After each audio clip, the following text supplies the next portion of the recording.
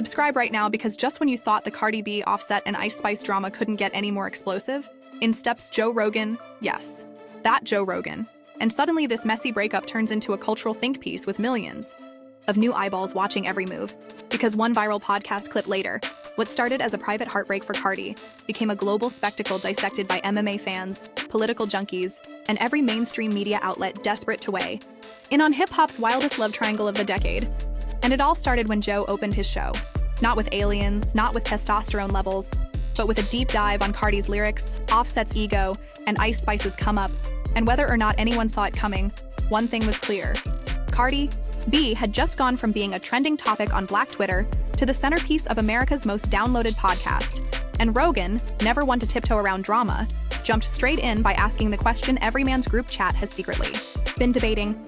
Was Offset ever really in love with Cardi, or was she just the biggest name he could bag at the time? And the internet went nuclear, with fans on both sides arguing, dissecting clips, defending Cardi's honor, and dragging Offset into the dirt once again. But here's the real tea. Joe wasn't just talking out of curiosity. He had receipts, timelines, and even audio clips lined up. Because apparently his producers had done a deep dive into everything from Cardi's IG lives to Offset's leaked DMs, and by the time Joe started quoting Cardi's diss tracks bar for bar like he was at Rolling Loud, even his co-hosts were stunned, especially when he played the lyric, "She wore my dress, now wear my pain," and said, "That might be the hardest thing I've ever heard a woman say in a breakup," which instantly turned into a TikTok sound that had over 2 million uses in 3 days, with people lip-syncing it while throwing away their exes' hoodies, burning old pictures, and editing savage glow-up montages. And while Joe's podcast has always dipped into celebrity chaos occasionally, this moment hit different because it wasn't just analysis, it was validation. Because for Cardi, who'd been gaslit, mocked, and dismissed every time she tried to speak her truth, hearing a man with Joe's reach and audience say, "Offset fumbled the baddest woman in the game," and passed her to a clone was a full-circle moment. And the clip didn't just go viral, it made headlines because suddenly The Shade Room, TMZ, Daily Loud, and even CNN were quoting Joe Rogan breaking down the toxic dynamics of Cardi and Offset's relationship, like it was a geopolitical crisis. And while fans were eating it up, Cardi was watching quietly, retweeting fan edits with "I said what I said," and liking tweets that said things like, "Joe Rogan knows Cardi's too good for Offset." And that's when the real drama started because Offset saw the clips too, and let's just say he didn't take it well.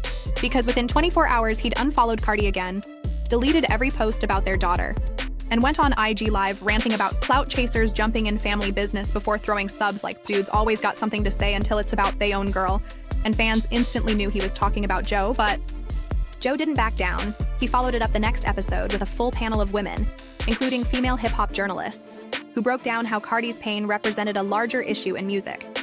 Powerful women constantly being brought down by insecure men and younger women trying to ride the coattails of someone else's spotlight, and she stayed quiet, but the silence was loud, especially after fans noticed she removed Offset's name from her Spotify playlist and unfollowed one of his friends, which set off a chain reaction of speculation that the situationship might have already crumbled. And to make matters worse, Cardi's team dropped a teaser that same week for her upcoming documentary, which included a grainy clip of her crying in the studio, saying, "I gave him everything, and I still wasn't enough," followed by a shot of Joe Rogan quoting her lyrics and nodding solemnly.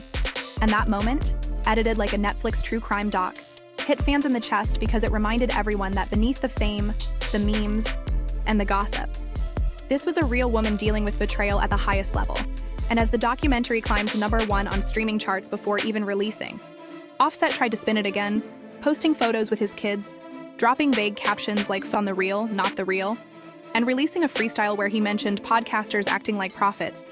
But the damage was done because when your wife, the mother of your kids, drops an entire album chronicling your lies and the most listened to podcaster in the world agrees with every word, there's no recovering from that.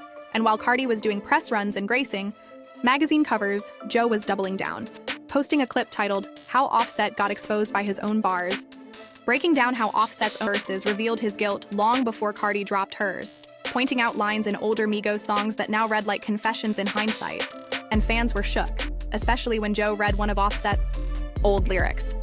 "I don't play games with my queen, but sometimes I shuffle the deck," and said, "That's toxic mastermind behavior," which went viral again with girls tweeting, "Rogan be knowing."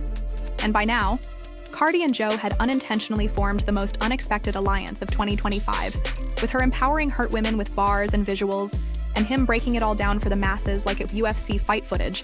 And while some tried to twist it and say Joe was exploiting her pain for views, Cardi made it clear on Twitter. He said what needed to be said. Some men be scared to call other men out. He ain't.